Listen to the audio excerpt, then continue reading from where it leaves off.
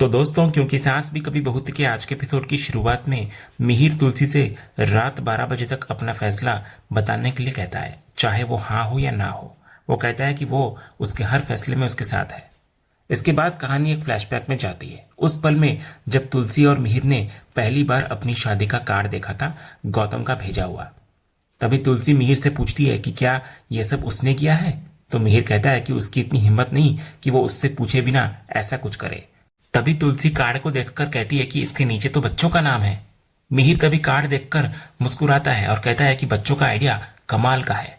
लेकिन तुलसी का खराब मूड देखकर मिहिर बात को हल्का करने की कोशिश करता है। वो कार्ड के रंगों और फॉन्ट की तारीफ करता है और कहता है कि तुलसी नाम जिस तरह से लिखा है, उसे इस नाम से ही प्यार हो गया है।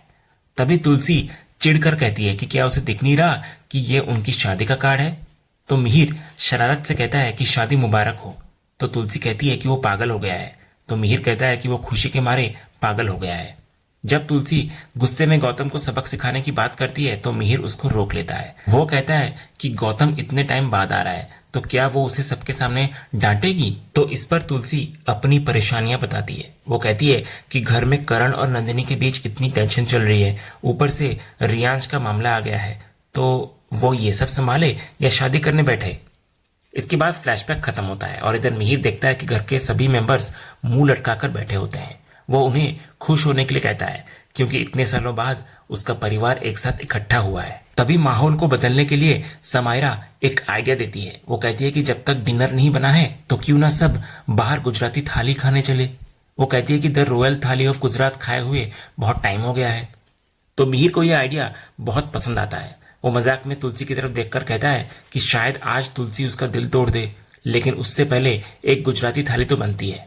तो ऋतिक तुरंत दी रॉयल थाली ऑफ गुजरात में टेबल बुक करने की बात करता है। वहीं दूसरी तरफ रियांश भी उसी होटल में अपनी मां नियति के साथ डिनर के लिए बुकिंग कर चुका होता है। वो अपनी मां से कहता है कि वहां 20 और लोगों की बुकिंग आई है, इसलिए उन्हें जल्दी चलना चाहिए। इसके बाद नियति तैयार होकर बाहर आती है तो रियांश अपनी मां की तारीफ करते हुए कहता है कि वो बहुत सुंदर दिख रही है। उधर अगले सीन में शांति निकेतन पर जब सब लोग होटल के लिए निकल रहे होते हैं तो करण नंदिनी को प्यार से एक तरफ खींच लेता है। वो उसकी खूबसूरती की तारीफ करते हुए कहता है ये लुक अमेजिंग, और पूछता है कि क्या वो उसे काला टीका लगा दे। ठीक उसी समय दूसरी तरफ रियांश भी अपनी मां नियति की तारीफ करते हुए कहता है कि अगर उसके पास काला टीका होता तो वो उसको लगा देता। इधर शांति निकेतन में वापस नंदिनी प्यार से जवाब देती है कि जब करण उसके साथ है तो उसे काले टीके की क्या जरूरत है।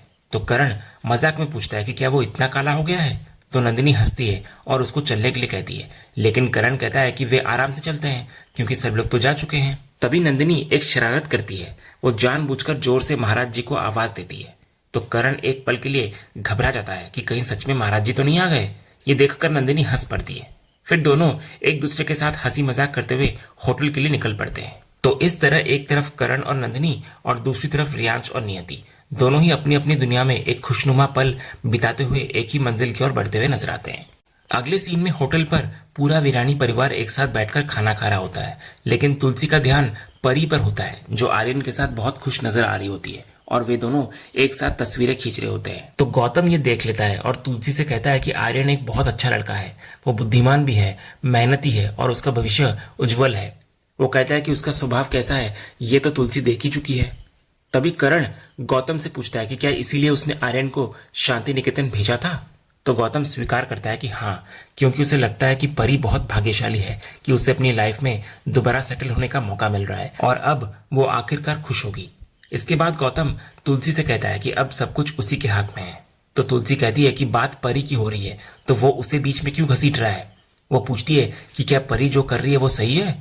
तो इस पर करण बीच में आता है और कहता है कि माफ करना मां, लेकिन इस बार आप सही नहीं है।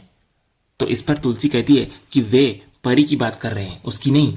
लेकिन करण कहता है कि गौतम बिल्कुल सही कह रहा है, परी के लिए अपनी नई जिंदगी शुरू करने का इससे अच्छा मौका फिर नहीं आएगा। लेकिन वो यानी कि तुलसी अपनी जिद पर अड़ी हुई है। फिर करण उसको समझाता है कि जैसे वो अपने बच्चों की भलाई के लिए सब कुछ करती है और अपने बारे में नहीं सोचती, वैसे ही परी भी कर रही है। वो कहता है कि इस बार सिर्फ एक बदलाव के लिए तुलसी अपनी भलाई नहीं देख पा रही है। तभी गौतम भी करण की बात का समर्थन करता है और कहता है कि उसने कभी करण से सहमति नहीं जताई, लेकिन इस मामले में वे दोनों एक साथ हैं। इसके बाद करण अपनी मां तुलसी को समझाने की एक और कोशिश करता है। वो पूछता है कि क्या सच में आज भी सब कुछ पहले जैसा ही बुरा है। वो मानता है कि तुलसी के पास शादी न करने के अपने कारण है, लेकिन क्या वे कारण परिवार से भी बढ़कर है। वो कहता है कि सब जानते हैं कि उनके और पापा के बीच अतीत में बहुत कुछ हुआ है, लेकिन क्या वे उसे बुलाकर आगे नहीं बढ़ सकते। वो तुलसी को उसी की दी हुई सीख याद दिलाता है कि अतीत को बुलाकर आगे बढ़ जाना चाहिए। इसी बीच मिहिर वेटर को बुलाकर तुलसी के लिए एक्स्ट्रा स्पाइसी खाना लाने के लिए कहता है, ये दिखाते हुए कि वो आज भी तुलसी की पसंद नापसंद का कितना ख्याल रखता है। तभी ऋतिक मजाक में अपने पिता से कहता है कि वो उन पर गर्व करता है, लेकिन उन्हें कभी अपने बच्चों के बारे में भी सोच लेना चाहिए और उनका भी ऑर्डर कर देना चाहिए। तो मिहिर भी उसी के अंदाज में जवाब देता हुआ नजर आता है कि चुप कर।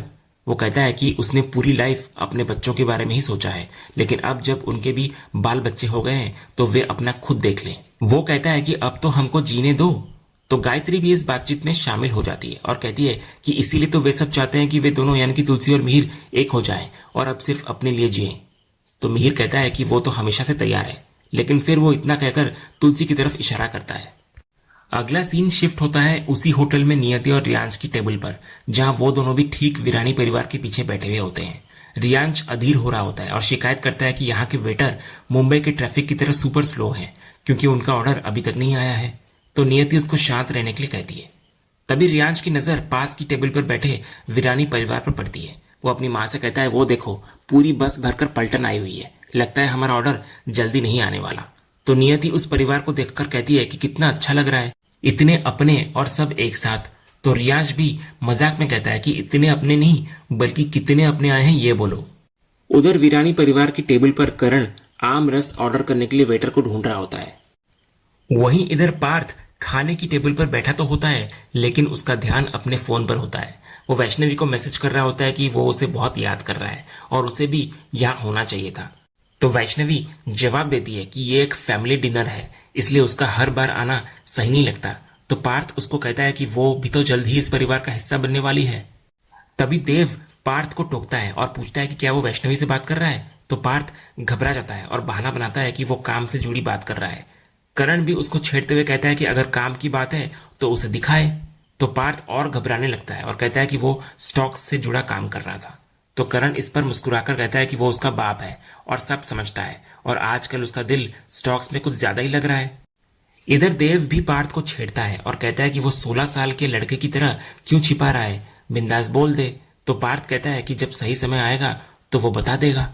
उधर वेटर आमरस लेकर आता है। इधर नंदिनी आमरस को देखकर खुश हो जाती है और कहती है कि अमेरिका में उसे ये स्वाद कहाँ मिलता। ऋतिक भी कहता है कि अमेरिका में ऐसा टेस्ट मिलना मुश्किल है। इसी बीच तुलसी को खाना बहुत तीखा लगने लगता है, तो मिहिर तुरंत उसको पानी देता है। इस पर तुलसी पूछती है कि क्या उसे याद था। तो इस पर मिहिर एक बहुत ही गहरी बात कहता है। वो कहता है कि कभी कभी जिंदगी में जो कमी होती है उसे आपका लाइफ पार्टनर ही पूरा करता है। वो कहता है कि भले ही तुलसी की जिंदगी में उसकी ज्यादा जरूरत ना हो, लेकिन उसकी जिंदगी तुलसी के बिना कुछ भी नहीं है। इसके बाद मिहिर तुलसी से एक बहुत ही भावनात्मक अपील करता है। वो उसे उनकी शादी के दिन याद दिलाता है कि कैसे उसकी माँ उनकी शादी के खिलाफ थी, लेकिन फिर भी बापूजी और बाकी सब ने मिलकर मंदिर में उनकी शादी करवाई थी। वो कहता है कि तब माँ साथ नहीं थी पर बाकी सब साथ थे, लेकिन आज सब साथ हैं पर तुलसी ही साथ नहीं है। वो उसे बा और माँ की याद दिलाते हुए पूछता है कि अगर वे आज यहाँ पर होती तो वे क्या चाहती, उसकी हाँ या ना। वो उसे फिर अपनी बेटी परी की शर्त भी याद दिलाता है और कहता है कि कहीं उसकी जिद में परी की लाइफ न रुक जाए। फिर अंत में वो अपनी एक गलती को भुलाकर उसे एक मौका देने की विनती करता है, लेकिन तुलसी ये सब सुनकर खामोश और सोच में पड़ जाती है। दूसरी तरफ उसी होटल में नियति और रियांश भी आमरस का आनंद ले रहे होते हैं। तभी इतने में गलती से थोड़ी सी आमरस नियति की साड़ी पर गिर जाती है। वो कहती है कि वो वॉशरूम जाकर दाग साफ करके आती है, वरना दाग पक्का हो जाएगा। उधर वीरानी परिवार की टेबल से नंदिनी भी वॉशरूम जाने के लिए उठती है। दूसरी तरफ वॉशरूम में नियति अपनी साड़ी से दाग हटाने की कोशिश कर रही होती है, लेकिन दाग नहीं निकल रहा होता। वो परेशान भी हो रही होती है कि बाहर खाना ठंडा हो रहा है और यहाँ दाग नहीं निकल रहा। तभी नंदिनी वॉशरूम में आती है। वो हाथ धोकर जाने ही लगती है कि नियति उसको रोककर हेल्प मांगती है। वो पूछती है कि क्या उसे पता है कि आम रस का यह दाग कैसे निकलेगा। तो जैसे ही नंदिनी नियति को देखती है उसके होश उड़ जाते हैं। ये वही औरत थी जिसे उसने करण के साथ गले लगते हुए देखा था। उसके दिमाग में तुरंत वो पूरा दृश्य घूम जाता है। वो डर जाती है और मन में सोचती है कि अगर ये यहाँ है तो कहीं वो भी यहाँ ना हो। इसके बाद नियति नंदिनी को चुप देखकर सोचती है कि उसे भी नहीं पता होगा और कोई बात नहीं कहकर चली जाती है। लेकिन नंदिनी बस उसको हैरानी और डर से जाते हुए देखती रह जाती है। उधर होटल में कुछ कलाकार गुजराती पोशाक में पारंपरिक नृत्य कर रहे होते हैं। वे वीरानी परिवार के युवा सदस्यों यानी कि ऋतिक, पार्थ, देव, परी और आर्यन को अपने साथ डांस करने के लिए बुलाते हैं। वे सब भी खुशी खुशी उनके साथ शामिल हो जाते हैं और गुजराती गानों पर डांस करने लगते हैं। इसके बाद होटल में जश्न के माहौल के बीच तुलसी की नजर अचानक सामने से आ रही नियति पर पड़ जाती है। उसको देखकर तुलसी हैरान हो जाती है। तभी करण भी इधर नियति को देख लेता है। वो तुरंत मन में सोचता है कि अगर नियति यहाँ है तो इसका मतलब है कि रियो भी यहीं कहीं होगा। उसको सबसे बड़ी चिंता ये होती है कि कहीं नंदिनी रियो को देख न ले, क्योंकि ऐसा होने पर वो बहुत ज्यादा परेशान हो जाएगी और उसको अंश का सारा भयानक अतीत याद आ जाएगा। वो सोचता है कि उसे कुछ करना होगा। इधर तुलसी जब पीछे मुड़कर देखती है तो उसकी नजर नियति के साथ वाली टेबल पर बैठे रियो पर पड़ती है। वो हैरानी से कहती है, ये तो वो रियांश है। ये देखकर तुलसी वहां से उठकर जाती है और छिपकर रियांश की टेबल को देखने लगती है। जब वो फिर वहां से जाने लगती है तो करण उसको रोक लेता है। तुलसी करण से कहती है कि रियांश यहीं पर है। तो करण कहता है कि हाँ, उसने नियति को भी अभी अभी देखा है और उसे लगता है कि नंदिनी भी नियति को देख चुकी है, क्योंकि नियति वॉशरूम की तरफ से ही आ रही थी। तभी करण अपनी सबसे बड़ी चिंता व्यक्त करता है कि किसी भी हालत में रियांश नंदिनी के सामने नहीं आना चाहिए, क्योंकि वो बिल्कुल अंश जैसा दिखता है। तो नंदिनी को फिर से वही मानसिक आघात लगेगा और वे ऐसा नहीं होने दे सकते। दूसरी तरफ रियांश बिल देखकर वेटर से बहस कर रहा होता है। वो बिल में लगाए गए सर्विस चार्ज पर आपत्ति जताने लगता है और कहता है कि ये गैर कानूनी है। वो मैनेजर से बात करने की मांग करता है। तभी नियति उसको शांत करने की कोशिश करती है, लेकिन रियांश कहता है कि जो गलत है वो गलत है और वे अतिरिक्त चार्ज क्यों दें। उधर नंदिनी जब बाथरूम से लौटती है तो मुन्नी उसको डांस करने के लिए बुलाती है, लेकिन नंदिनी सिर दर्द का बहाना बनाकर मना कर देती है। वो सीधे तुलसी और करण के पास जाती है और कहती है, मैंने नियति को देखा। वो आगे कहती है कि इसका मतलब है कि वो रियो भी यहीं कहीं होगा। तो ये सुनकर तुलसी तुरंत एक बड़ा फैसला लेती है। वो करण और नंदिनी दोनों से कहती है कि वे तुरंत घर चले जाएं। वो कहती है कि अगर यहाँ कोई पूछेगा तो वो संभाल लेगी। तो करण तुलसी की बात समझता है और नंदिनी को अपने साथ लेकर घर के लिए निकल पड़ता है, ताकि नंदिनी और रियो का आमना सामना ना हो। और इसी तनावपूर्ण और अधूरे टकराव के साथ आज का यह एपिसोड यहीं पर खत्म होता है। तो दोस्तों, आपको आज के एपिसोड का कौन सा सीन सबसे ज्यादा पसंद आया, हमें कमेंट करके जरूर बताएं। और अगर आप क्योंकि सास भी कभी बहू के फैन हैं और कोई भी अपडेट मिस नहीं करना चाहते तो हमारे इस चैनल को सब्सक्राइब करना ना भूलें और बेल आइकन को भी जरूर दबाएं। हम मिलेंगे अगले एपिसोड के अपडेट के साथ। तब तक के लिए धन्यवाद।